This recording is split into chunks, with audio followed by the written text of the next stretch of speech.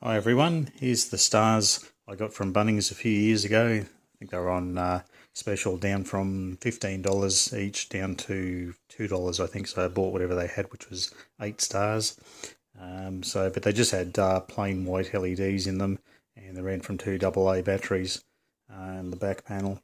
So I've converted them to WS2811 pixels, just the square flat type nodes. And I've just got a cable coming in there, just a single cable, so I'm going to set up a wiring harness for this once I figure out exactly where they're going, but instead of having a loop in and out type system.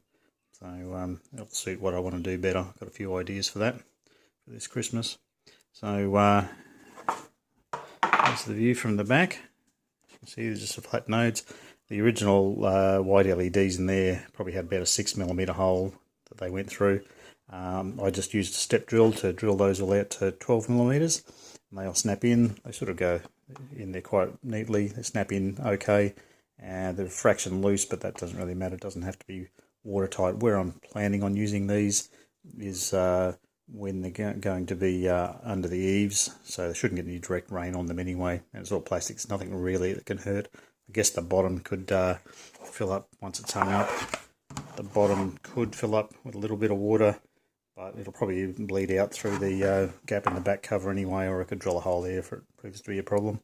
I drill a hole right in the top of the star for just a single cable to come in, and you see there, I've drilled it there, and put a couple of zip ties just to provide a bit of strain relief, so I can actually hang them via that cable. So, and I don't know whether I'll end up providing another means for hooking them onto the wall or something. That'll depend on how I end up deploying them. So I've got those, it's got data going in to the pixels along with power, and then on the last pixel there I've got the data out coming as a return line, so that's a 4-core cable. So there's the other 7 of them all running, and that's running from my I've temporarily hooked up 12-volt supply to the pixel controller and looper board that I made. So those are the data's just looping in and out of each one. So I'll sort out exactly how I'm going to do that with either T-style, 343 style cables, or a dedicated harness or something later on. So we'll work that out when I get a bit of a better idea of what I'm doing with them for 2020. So I thought I'd just show you. The back on them is just there. You can see the original battery cover,